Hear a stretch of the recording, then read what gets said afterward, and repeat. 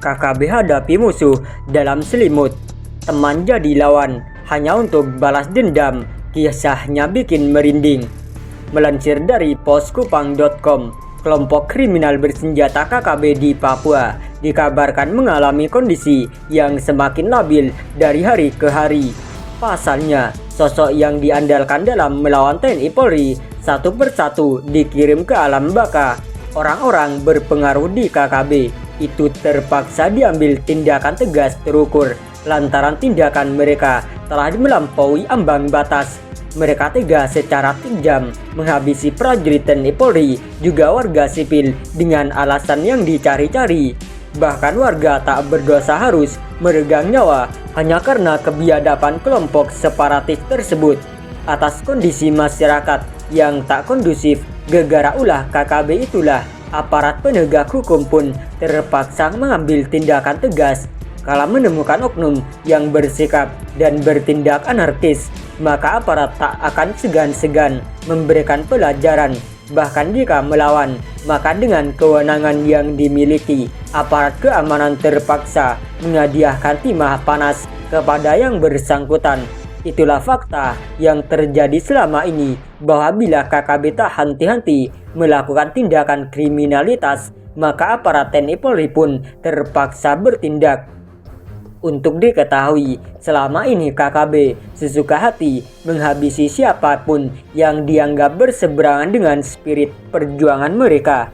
Jangankan aparat TNI Polri, warga yang berhubungan baik dengan aparat TNI Polri pun ditembak mati karena dicurigai sebagai antek-antek pemerintah Indonesia.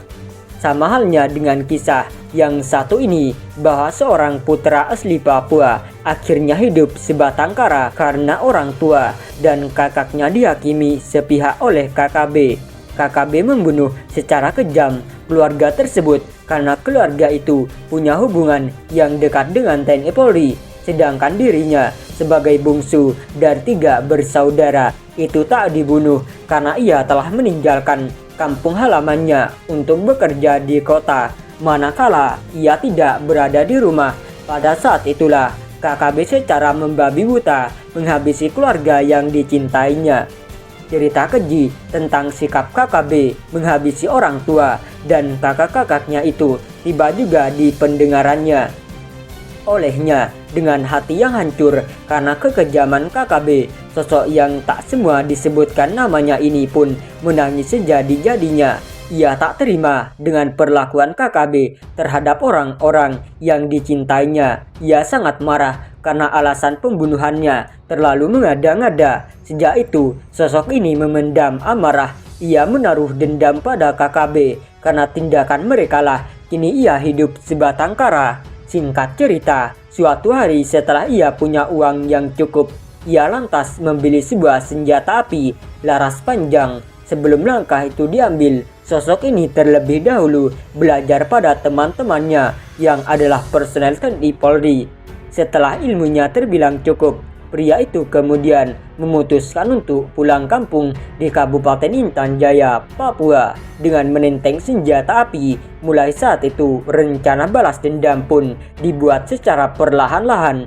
Balas dendam itu ia rencanakan dengan hitungan yang amat cermat. Kisah ini viral di media sosial meski tak dibeberkan identitas pria tersebut.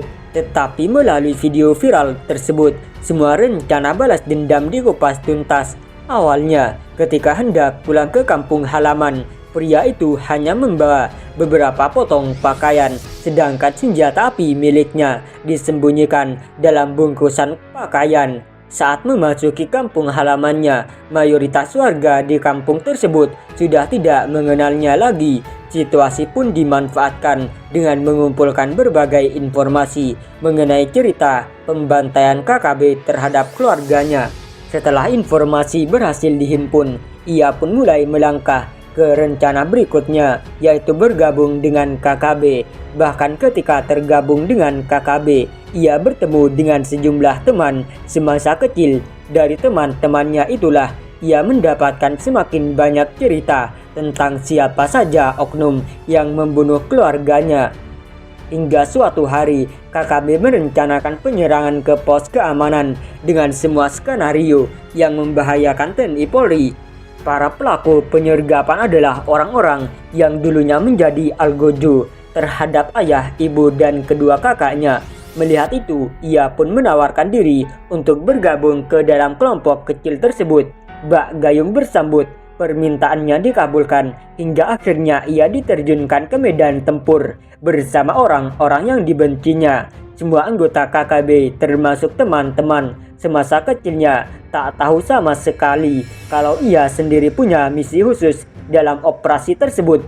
Misi khusus itu adalah menghabisi orang-orang yang dulunya menghabisi keluarga yang dicintainya. Ia ingin balas dendam, ingin membunuh dengan tangannya sendiri orang-orang yang dulunya membunuh keluarganya. Makanya, kala turun ke medan laga, ia melangkah dengan sangat hati-hati. Maksudnya agar tidak menimbulkan kecurigaan di kalangan teman-temannya. Apalagi saat itu baik anggota maupun pimpinan KKB Intan Jaya sama sekali tak tahu akan apa yang hendak dilakukannya di balik hutan belukar. Atas dasar itulah ia pun melangkah pasti menuju sasaran untuk mengeksekusi TNI Polri yang ada di pos tersebut. Namun ketika tiba pada titik yang ditentukan, ia yang awalnya memimpin rombongan perlahan-lahan mundur dari posisinya. Bila sadari awal ia berada di depan, kini giliran ia mundur sampai pada posisi paling belakang. Pada saat itulah ia sengaja mengangkat senjata, kemudian membidiknya ke arah pos keamanan. Namun saat hendak menembak, ujung senjata laras panjang itu kemudian dialihkan ke tiga temannya yang ada di depan mata. Hanya dengan sekali sentuhan, semua peluru mengalir deras ke tubuh tiga temannya tersebut. Dan sejak itu, tamatlah riwayat tiga sosok sangat dibencinya. Itu mereka dilibas habis tanpa sisa, mereka disekat tanpa rasa ampun. Sejak itu, ketiga sosok di KKB tersebut tak lagi pulang ke markas KKB. Selamanya mereka tak akan bisa kembali karena sudah dikirim ke alam lain. Dari video yang viral itu terungkap fakta bahwa siasat yang dilakukan itu merupakan buah dari apa yang dipelajari dari teman-temannya yang adalah anggota TNI Polri. Semenjak mengeksekusi ketiga anggota KKB tersebut, ia tak lagi bergabung dengan KKB. Ia lebih memilih untuk menghubungi teman-temannya yang dipercaya bisa melindungi dirinya. Ia juga memilih untuk hidup sebagai warga sipil tapi bukan di tanah kelahirannya atau di wilayah lain di tanah Papua. Ia ingin meninggalkan Papua untuk selamanya, meninggalkan daerah itu untuk merendah hidup yang lebih baik. Ia seakan puas karena orang yang dulunya tega menghabisi ayah, ibu, dan kedua kakaknya kini telah meregang nyawa di tangannya. Ia tak peduli kalau dicap sebagai musuh dalam selimut, tak peduli dinilai sebagai antek-antek TNI Polri.